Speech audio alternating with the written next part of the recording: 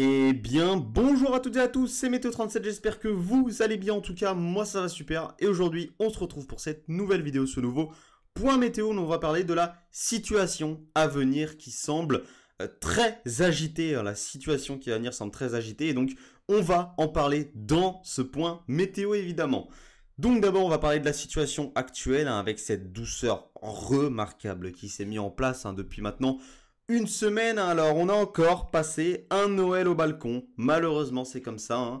Les températures étaient très douces. On a eu des anomalies qui vont de plus 7 à plus 8 degrés parfois. Donc, vraiment de fortes anomalies de douceur. C'est comme ça depuis des années. Malheureusement, Noël est toujours au balcon depuis des années. Et 2022 n'a pas fait l'unanimité, malheureusement, là-dedans. Et donc, malheureusement, cette douceur s'est mise en place pour la période des fêtes de fin d'année, malheureusement, et cette douceur va continuer même jusqu'en 2023. Alors, demain, on va avoir un petit rafraîchissement, finalement, par le nord du pays. On pourrait revenir dans les normales de saison sur certains secteurs, sur le nord du pays, parce qu'on va avoir...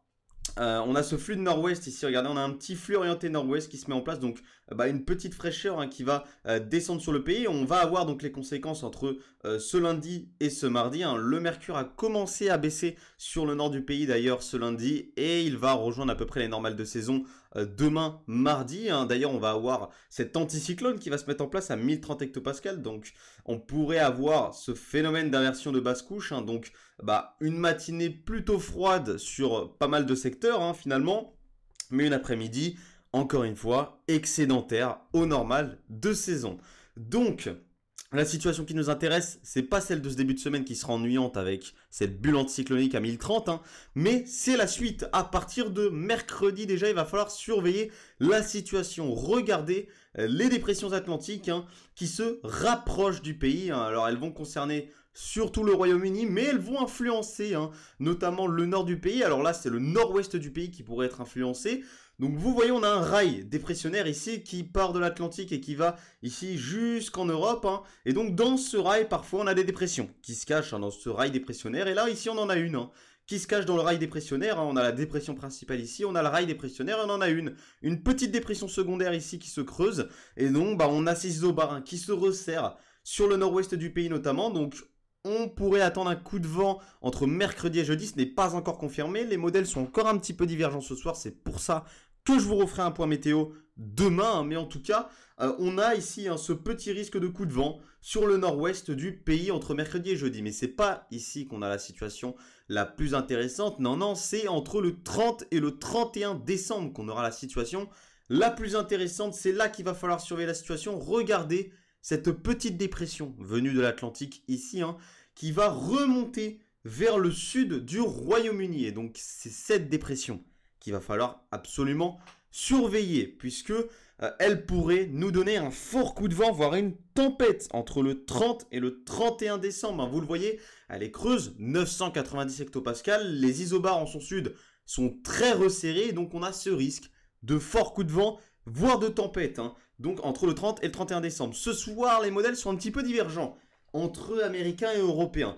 Les Européens, eux, voient cette dépression beaucoup trop au nord, ici à peu près sur le centre du Royaume-Uni, et donc elle pourrait nous influencer, mais nous donner seulement un coup de vent finalement, voire même pas un fort coup de vent ou une tempête. Ce serait vraiment un coup de vent tout simple qu'on pourrait avoir selon les Européens, alors que selon les Américains, selon GFS, GEFS, cette dépression serait beaucoup plus au sud du Royaume-Uni ici, et donc elle pourrait beaucoup plus nous influencer évidemment, puisqu'on a les isobars très resserrés, signe d'un renforcement du vent, et donc on pourrait avoir ce risque de fort coup de vent, voire de tempête sur la moitié nord du pays. Alors, il faut surveiller la situation, donc elle n'est pas fiable, vous l'imaginez bien, puisqu'on a de trop grandes divergences entre les modèles ce soir. C'est pour ça que je vais vous refaire des points météo d'ailleurs dans les prochains jours. C'est pour reparler de la situation et de son évolution entre les modèles. Mais en tout cas, ce soir, il n'y a pas d'accord entre Européens et Américains sur la situation à venir entre le 30 et 31 décembre, avec ce risque potentiel de fort coup de vent. Pour l'instant, on va plutôt parler d'un fort coup de vent que d'une tempête, puisque on ne va pas forcément prendre de risques. Mais en tout cas, on a un risque de fort coup de vent toujours présent chez les Américains, qui finalement ne divergent pas trop. Finalement, les Américains, ils insistent sur ce risque de fort coup de vent, alors que CEP, lui, il est moins unanime là-dessus, hein. Il voit toujours cette dépression un petit peu trop au centre du Royaume-Uni et donc ce risque plutôt de coup de vent, hein, sur notamment le nord-ouest du pays, hein, mais sinon rien d'exceptionnel à attendre. Enfin, rien de grand à attendre, en tout cas rien de très très agité à attendre selon les Européens. Donc, on verra bien dans les prochains jours quel scénario va l'emporter, américain ou européen. D'ailleurs, ça pourrait un petit peu nous montrer quels modèles, hein, sont actuellement fiables, hein. Finalement, l'américain pourrait me décevoir. On pourrait avoir une déception de l'américain comme une déception de l'européen. On verra bien. Mais en tout cas, on verra quel modèle, hein, ira dans le sens de quel modèle. En tout cas, ça va évoluer dans la semaine et je vous referai les points météo pour vous tenir au courant de la situation. Quelque chose qui semble fiable, malheureusement, oui, je dis bien malheureusement, c'est la suite.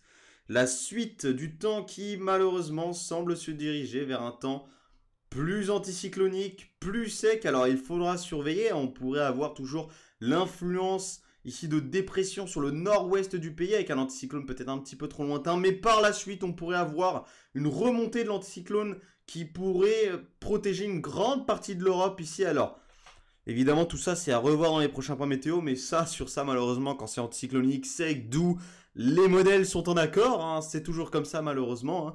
Mais en tout cas, on pourrait avoir ce risque, enfin, le risque d'un retour d'un temps très ennuyeux pour début janvier, malheureusement. Voilà, c'est la tendance, en tout cas, pour le début de ce mois de janvier.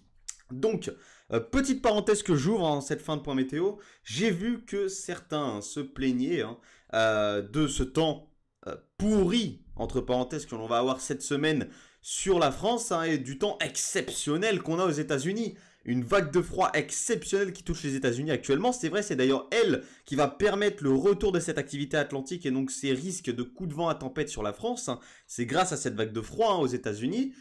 Mais donc certains se plaignent, hein, qu'on n'ait pas les moins 40 degrés en France, qu'on n'ait pas les moins 20 degrés en France. Et oui, les États-Unis n'ont pas le même climat que la France. Alors Cyril l'avait expliqué dans son dernier live, on a la force de Coriolis, hein, qui fait que les vents tournent d'ouest en est sur l'hémisphère nord, donc ce qui fait que les flux d'ouest, pour l'est des États-Unis en tout cas, sont des flux, hein, finalement un petit peu plus continentaux et donc des flux forcément plus frais. Les flux de nord également sur l'Amérique du Nord sont des flux continentaux également, donc rien à voir avec le climat européen. Nous, les flux de nord, c'est des flux polaires arctiques, hein, et l'Arctique, c'est un océan, bon, un océan froid évidemment, mais c'est un océan, donc on n'attend pas dans un flux de nord des vagues de froid aussi intenses que celles qu'on a aux États-Unis. Quand on a un flux d'ouest, c'est un flux océanique, c'est un flux doux. Malheureusement, on n'a pas les mêmes chances d'avoir des vagues de froid en France qu'ils ont des chances d'avoir aux États-Unis, hein. Nous, c'est les flux d'est, qui nous donnent souvent les plus grosses vagues de froid, mais c'est difficile, c'est très difficile d'avoir des flux d'est, hein, évidemment, comme je vous l'ai dit, à cause du sens des vents dans l'hémisphère nord. Alors ça arrive, hein, par rapport aux positions des anticyclones parfois, mais c'est malheureusement beaucoup moins fréquent qu'aux États-Unis. On ne peut donc pas comparer le climat des États-Unis à celui de l'Europe. Voilà, en tout cas, j'aurais tout dit. Merci à tous d'avoir suivi ce point météo. On se retrouve très bientôt, donc demain, comme je vous l'ai dit, pour un nouveau point météo. C'était Météo 37. Bye tout le monde.